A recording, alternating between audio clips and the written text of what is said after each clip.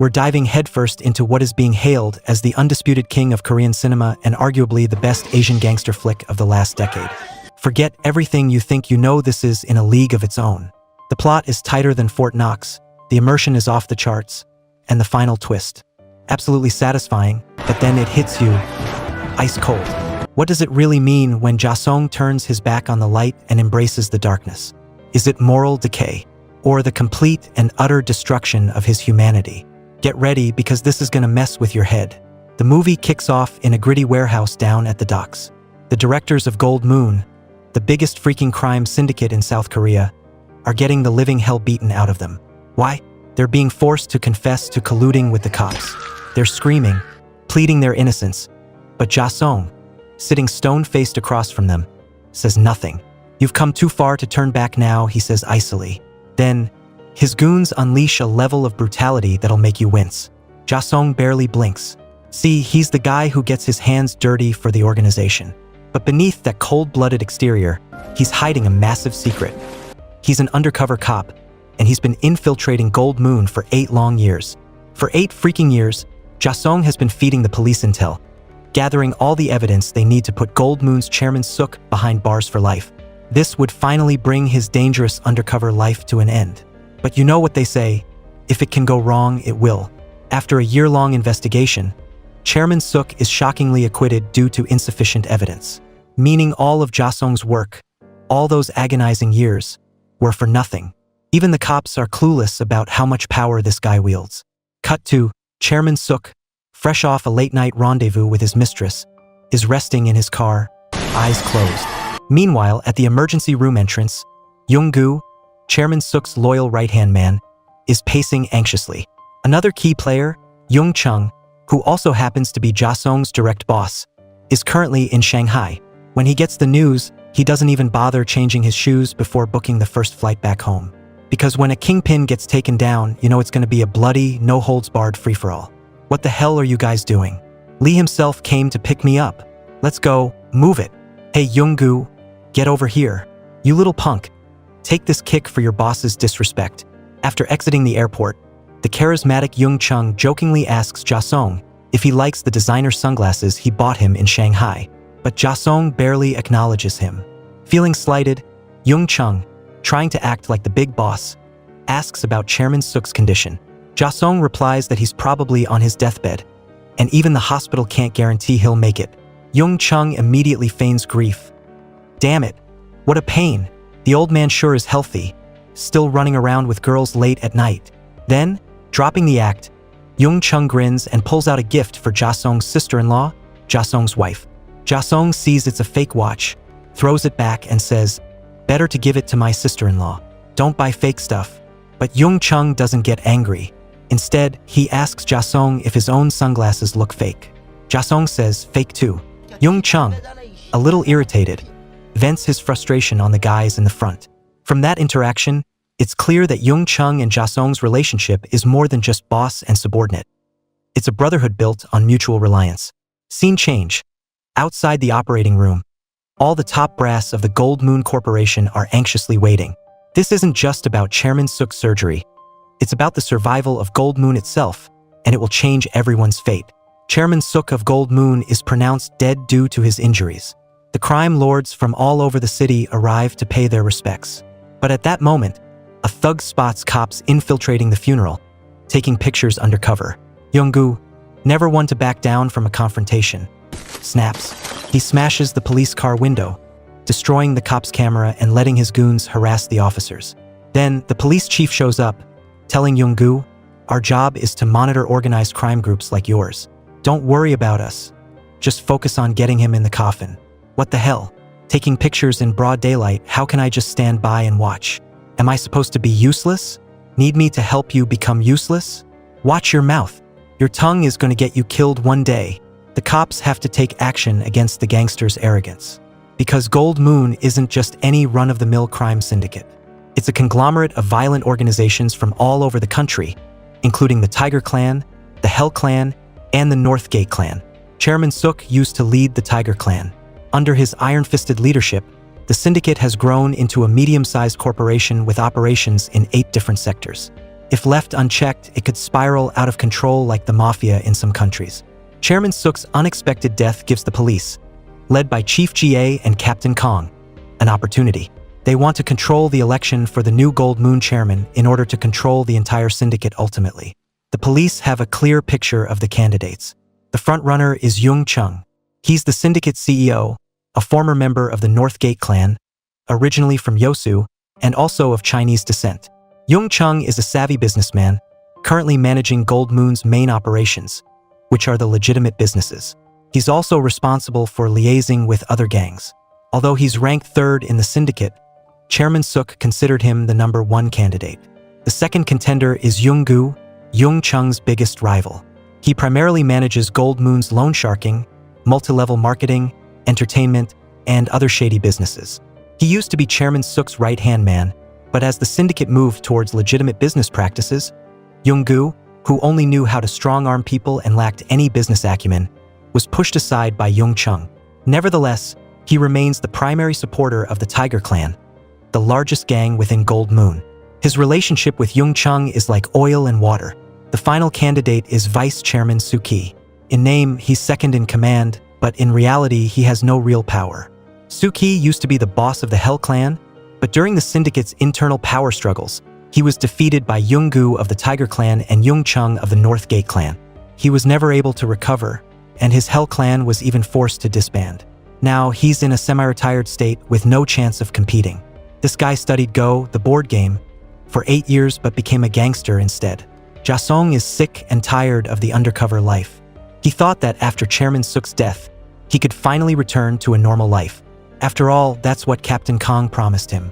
But the Go teacher, who also serves as his contact, tells him that Captain Kong has new plans. Hearing this, Jasong is furious.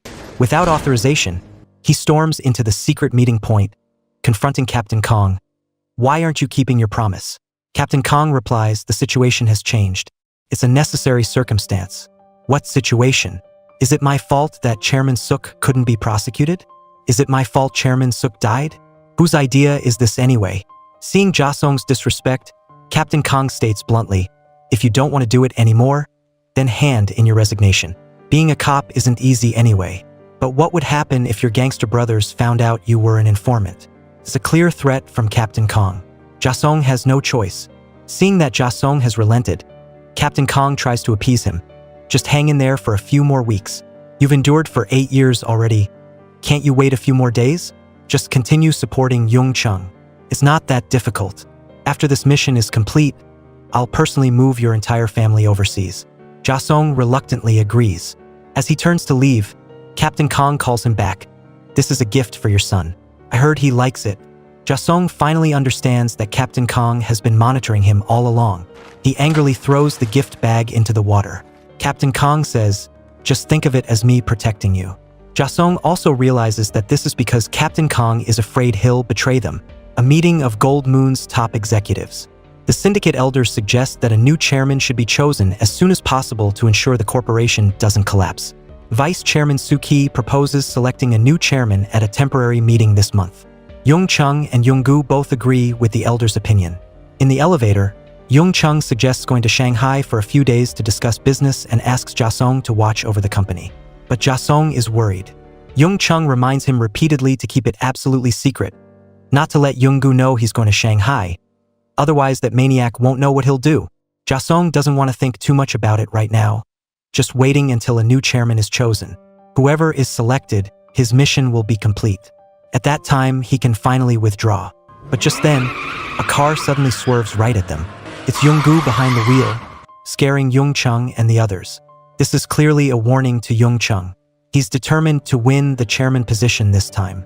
Meanwhile, Yung Chung remains mature and calm. "I was so scared my heart almost stopped. I still haven't recovered. How about we go somewhere and have some fun?" At the same time, Yung Chung also notices that Jasong seems worried. Even if he doesn't know what's wrong, he still has to comfort his brother. In the police office, Chief GA has reviewed Captain Kang's New World action plan and is very satisfied. But he's more worried about Jasong's current state. Even though Jasong isn't crucial to the New World plan, if he gives up now, Yung Chung's side will be weakened. In that case, Yung Gu will gain the upper hand and be elected as the new chairman. the New World Plan will also fail. That's why Captain Kong is always monitoring Jasong. Meanwhile, Jasong meets with his contact.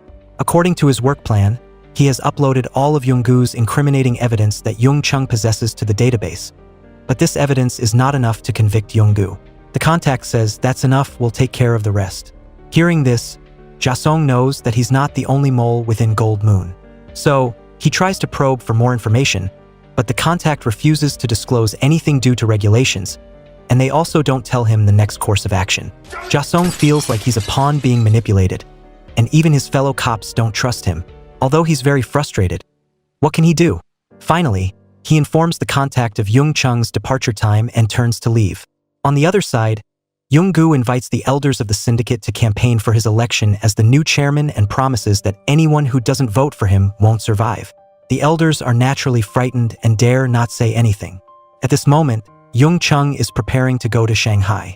Just as he passes through security, he's stopped by a mysterious person. Go ahead and go.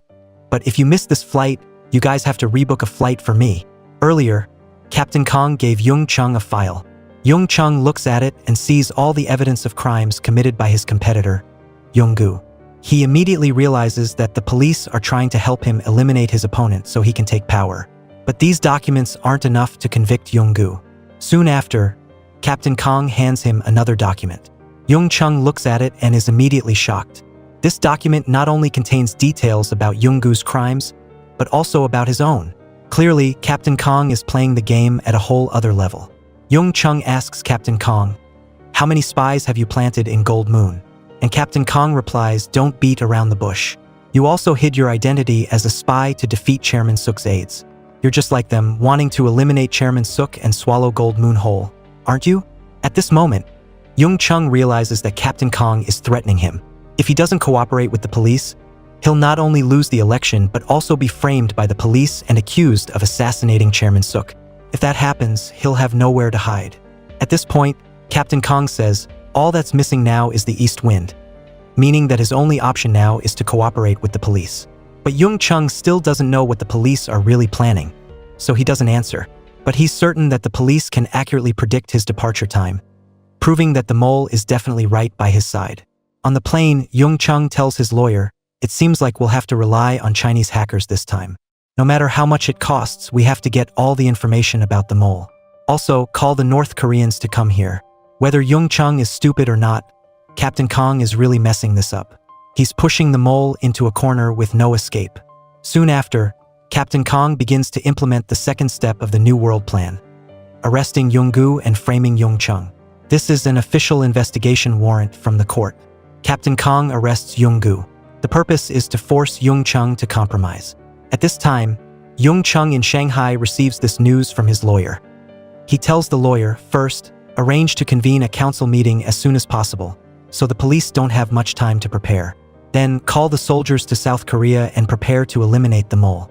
At the same time, Jasong senses danger from Captain Kang's surveillance of Yung Chung and the arrest of Yonggu. Although he doesn't know Captain Kang's plan, he's sure that the situation is becoming increasingly dangerous. Therefore, he tells his pregnant wife, "Honey, let's go live abroad." However, he doesn't know that his wife was sent by Captain Kong to monitor him. If he found out you were planted here to watch her, I think Jasong would be really happy to hear it. Captain Kong is saying to Jasong's wife and making her very uncomfortable. Captain Kong, for the sake of his work, has repeatedly used threats and disregarded humanity. In the end, he will suffer the consequences. After returning to South Korea, Yung Chung's first act is to visit Yonggu in prison. He knows that Captain Kong has evidence that can confirm Yonggu's guilt and tells Yonggu that he's taken care of things on the outside and will do his best to protect him. But Yonggu is ungrateful, insisting that Yung Chung betrayed him and suspecting that Yung Chung killed Chairman Suk. Yung Chung is actually reminding Yonggu that everything that's happening might be caused by the police stirring things up, and he needs to stay alert. Afterward, Yung Chung finds Captain Kong and presents him with a box of high-end Chinese mooncakes. It's a box of dry, tasteless Chinese mooncakes, but inside it's filled with money. It seems Yung Chung learned a lot on this trip to China. Yung Chung wants to bribe Captain Kong, hoping the police won't interfere in the gang's internal election. But Captain Kong refuses to accept it. After all, Captain Kang's New World Plan can't be solved with money. Jung Chung asks, "You police don't want to eliminate the gangs, and you don't accept gifts. What do you actually want?" Captain Kong replies, "Why would we waste our energy destroying you? Just know your place in the future and listen obediently." Jung Chung says, "Understood. I'll give you an answer soon." Back in the car, Jung Chung receives information about the mole from the Chinese hackers, but it includes someone he least wanted to see. Is this information reliable? These documents come from the best hacker group in China right now. These guys can obtain the secret documents of the American FBI and the federal government within 2 days. At that moment, Jung Chung receives a call from Jasong. "Hey, brother. Where are you? Why did you come back so suddenly without telling me?" Jung Chung has arranged for his soldiers to take action. Jasong arrives at the warehouse to meet Jung Chung. Jasong opens a drum of oil, and inside is his contact. Jung Chung then walks up and says, "Surprised, aren't you? Do you know this girl is a cop?" "I didn't." Jung Chung continues. Although the contact didn't say anything, Jung Chung already knows who the mole is. Then he hands Jasong the document about the mole. Jasong feels like he's been exposed and instinctively looks around, then opens the document. Fortunately, the first page isn't the document about Jasong being a mole. He breathes a sigh of relief and wipes the sweat off his face. Jung Chung grabs the shovel next to him, telling Jasong to keep turning the pages to see if there's another one. That bastard. Jasong is scared to death, his hands trembling non-stop. The younger brother he trusted the most was also a mole. Then, Jung Chung brutally ends the life of Assistant Shin. Truthfully speaking, Assistant Shin's mental fortitude is definitely much higher than Jasong's. If it were me as the mole, I probably would have peed my pants before Jung Chung even made a move. Jung Chung orders the assassins to deal with the female cop and clean up Assistant Shin, then leaves. Jasong unexpectedly draws a gun from the assassin's waists, aiming at the female cop. Maybe he didn't want the female cop to be tortured anymore? Maybe he was afraid the female cop would reveal his identity as an informant? Or maybe it was both. At the same time, on the other side, Captain Kong isn't idle either.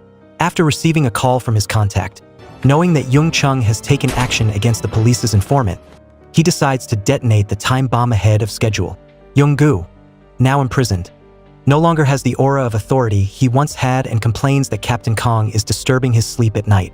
"You're violating human rights." Captain Kong says, "You idiot, all you know is how to sleep. Gold Moon is going to elect a new chairman the day after tomorrow.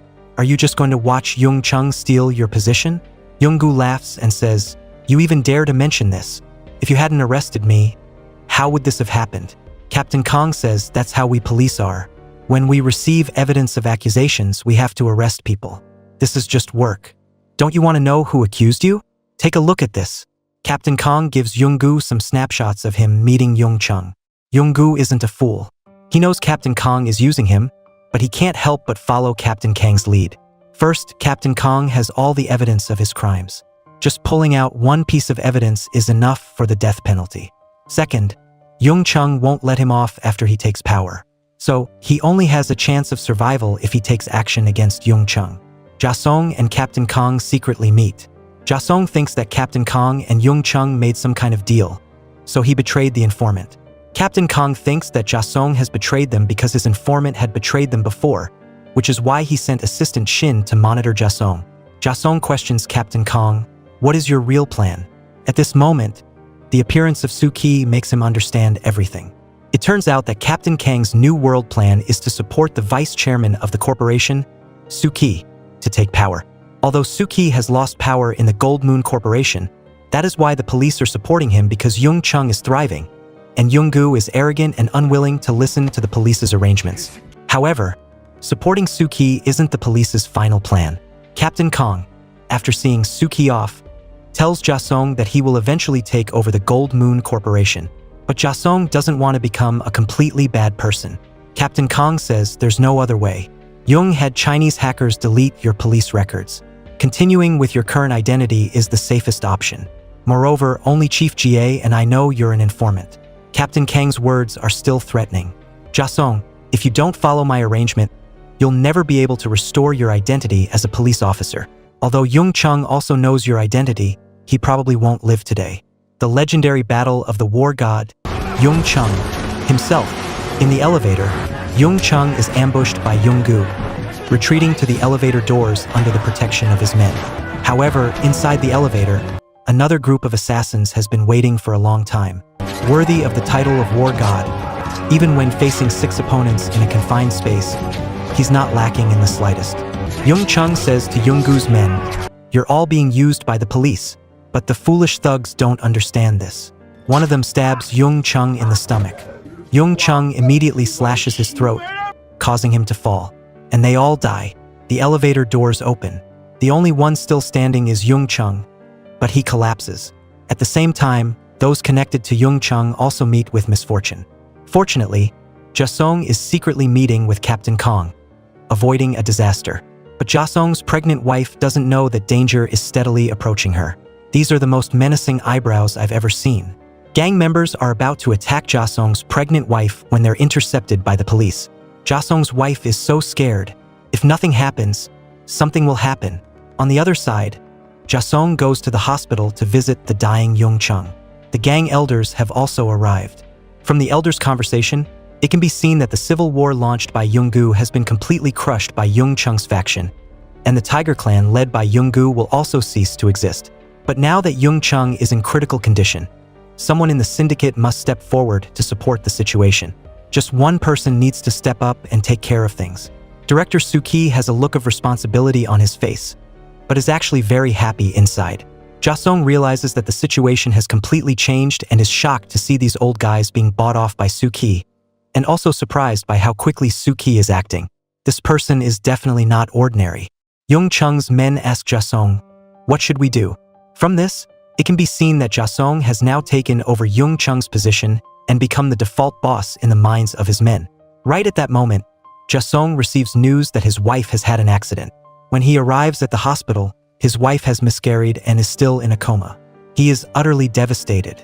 Captain Kong, that bastard, wants to destroy his family, but Captain Kong also has a pitiful side.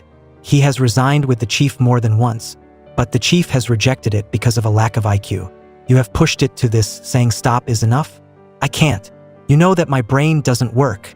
Captain Kong is very helpless, and at the same time, he feels very sorry for Jasong. He has gradually pushed Jasong to the end, so in the end, he chooses to help Jasong, which is also for his own liberation.